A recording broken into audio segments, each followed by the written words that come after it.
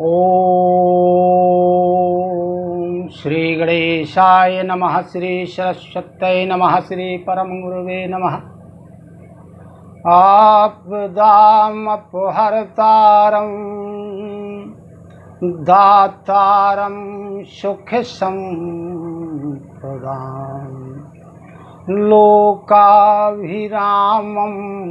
श्रीरामं भूयो भूयो नमाम्यहम्। प्रिय स्नेही जन, संबंधी जन, सुहृद जन एवं भगवत कथा रस के रसिक जन सभी को मेरा सादर प्रणाम। कल हमने और आपने पार्वती जी के तप की एवं नारद जी के उपदेश की कथा सुनी।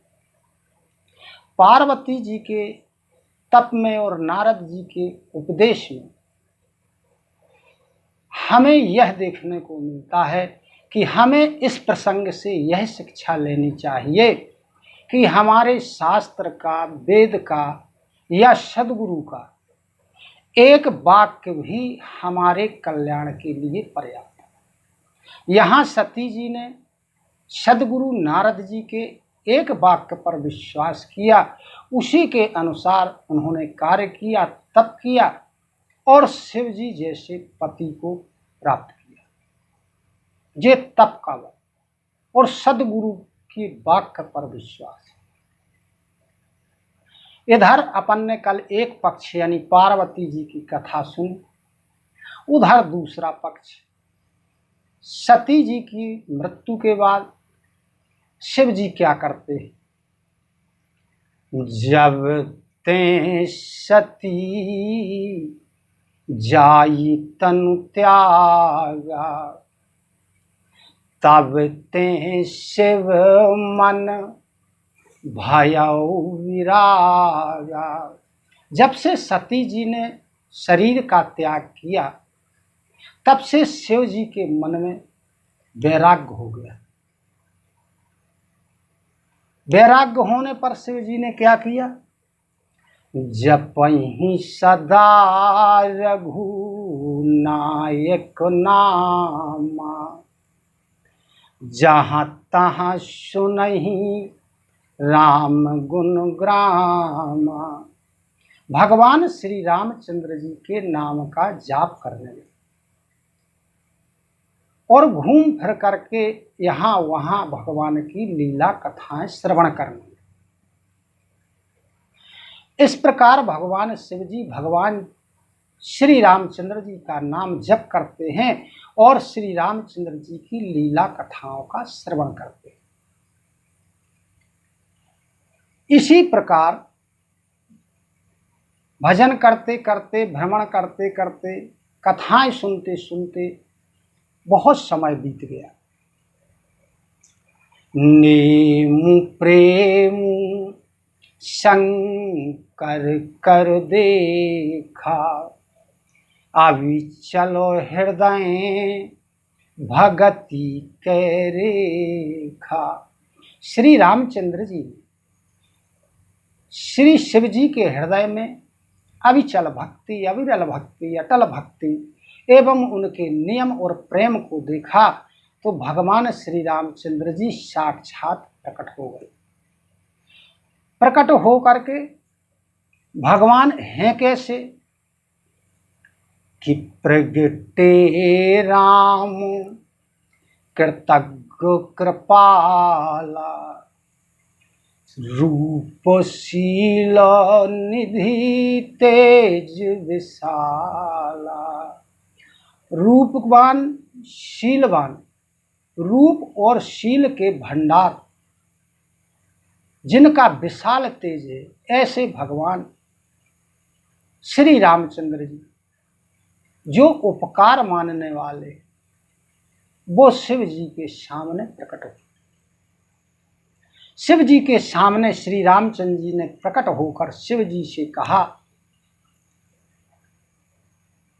कि बहु प्रकार शंकर ही सराहा, तुम्हें बिन अस व्रत को निर्वाह। अनेक प्रकार से श्री शिव जी की सराहना की और कहने लगे कि आपके सिवाय इस व्रत का निर्वाह कौन कर सकता है, ऐसे व्रत का निर्वाह कौन कर सकता है। इस प्रकार श्री रामचंद्र जी ने शिव जी को अनेक प्रकार से समझाया और फिर शिव जी से कहा कि अब विनती मम सुनहु शिव जो मो पर निज नेहु, जाहु विवाहु से ले जही यह मुहि मांगे देहु। कहने लगे कि यदि आपका मेरे ऊपर प्रेम है तो मैं आपसे विनती करता हूं कि मुझे एक वरदान दीजिए कि जा करके और पार्वती जी के साथ विवाह कीजिए। मातु पिता गुरु प्रभु के वाणी, बिनहि विचारी करिए शुभ जानी। शिव जी ने कहा कि हे प्रभु, ऐसा उचित तो नहीं है, लेकिन आपकी आज्ञा को टाला नहीं जा सकता है, अतः आपकी आज्ञा श्रीधार है। क्योंकि ऐसा संत लोग कहते हैं, वेद और शास्त्रों ने कहा है कि माता की, पिता की, गुरु की और प्रभु, इनकी वाणी को बिना विचार किए ही मानना चाहिए, क्योंकि ये हमेशा शुभ होती। ये चार ऐसे होते हैं जो कभी भी माता और पिता अपने संतान का कभी भी अशुभ नहीं चाहते, गुरु अपने शिष्य का कभी भी अशुभ नहीं चाहते हैं, और प्रभु तो दीन दयाल है, वो तो कभी किसी का अशुभ नहीं चाहते हैं। व्यक्ति अपने कर्मों के अनुसार ही पतित होता है, उसका उत्थान होता है। भगवान तो कृपा की धाम है।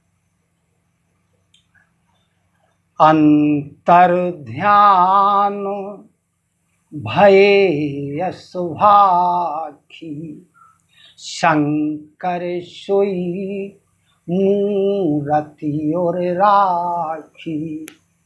इस प्रकार कह करके भगवान श्री रामचंद्र जी अंतर ध्यान हो जाते। विवाह के लिए कहते हैं शंकर जी भगवान श्री रामचंद्र जी की बात को मानते हैं और भगवान श्री रामचंद्र जी अंतर ध्यान हो जाते और उसी मूर्ति को, उसी रूप को भगवान श्री रामचंद्र जी के शिव जी अपने हृदय में विराजमान कर लेते। उसी समय शिव जी के पास सप्तऋषि आते। सप्तऋषियों से श्री शिव जी कहते हैं कि आप लोग जाकर के पार्वती जी के प्रेम की परीक्षा लीजिए। सप्तऋषि पार्वती जी के पास जाते हैं। क्या देखते हैं कि ऋषि गौरी देखी तहाँ कैसी,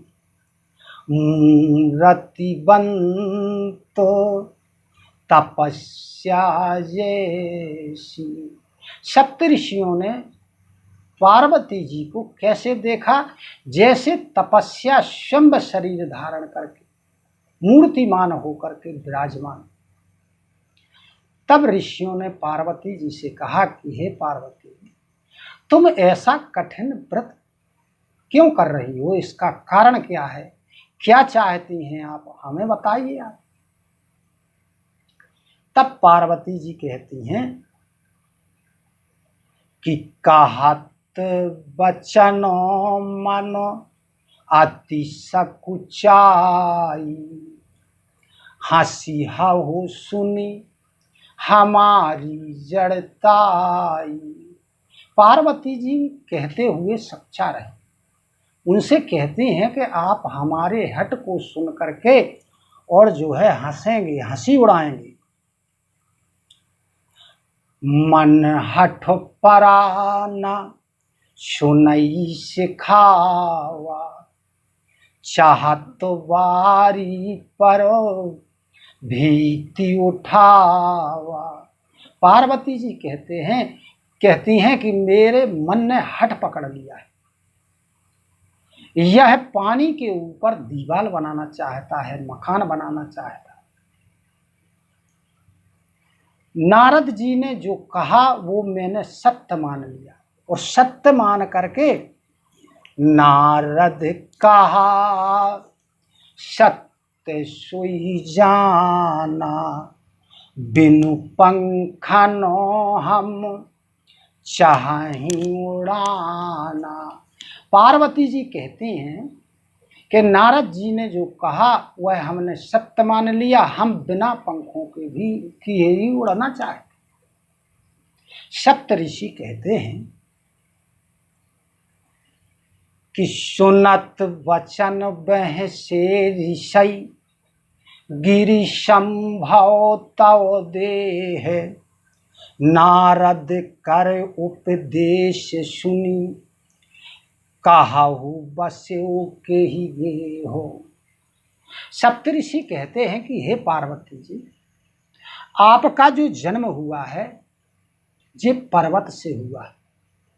पर्वत स्वभाव से ही जड़ होता है। अरे भला कहो तो कि नारद जी का उपदेश सुन करके या नारद जी के उपदेश से किसका घर बसा है? नारद जी का तो काम ही है घरों को उजाड़ना। उनने किनका घर बसाया है? तेहि के बचनों मान विश्वासा, तुम चाहु पति सहजोदासा। अरे नारद जी के उपदेश के कारण दक्ष के पुत्र घर त्याग करके वनवास में ही रह गए, वापस घर नहीं आए। राजा चित्रकेतु का घर नारद जी ने उजाड़ दिया।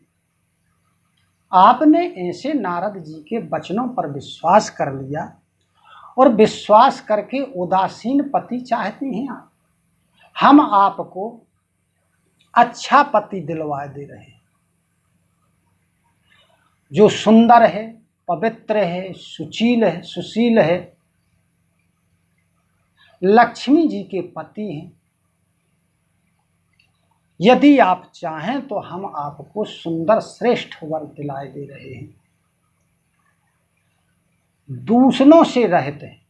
शिव जी में अमंगल वेश है, दूषण है, लेकिन श्रीपति में कोई दूषण नहीं है। ऐसा पार्वती जी को सप्तऋषि समझाते हैं। पार्वती जी सप्तऋषि से क्या कह रही हैं? सत्य काह्यो गिरि भाव तनोएहा, हट ना छूट छूट वर देहा, कन कौ पुनि पाषाण ते होई, जारेउ सहजुना परिहर सोई। पार्वती जी ने कहा कि आप लोगों ने सत्य कहा है, मेरा जन्म पर्वत से हुआ है और पर्वत जड़ होता है। अतः मेरे मन ने हट पकड़ लिया है। अब देह भले ही छूट जाए लेकिन हट नहीं छूटता है, प्रण नहीं छूटता है। सोना भी पत्थर से ही उत्पन्न होता है, लेकिन आग में जलाने के बाद भी वो अपना स्वाभाविक स्वरूप नहीं छोड़ता है। इसीलिए मैं भी अपनी जड़ता नहीं छोड़ूंगी। क्यों? सप्तऋषि बोले क्यों, ऐसा क्यों है?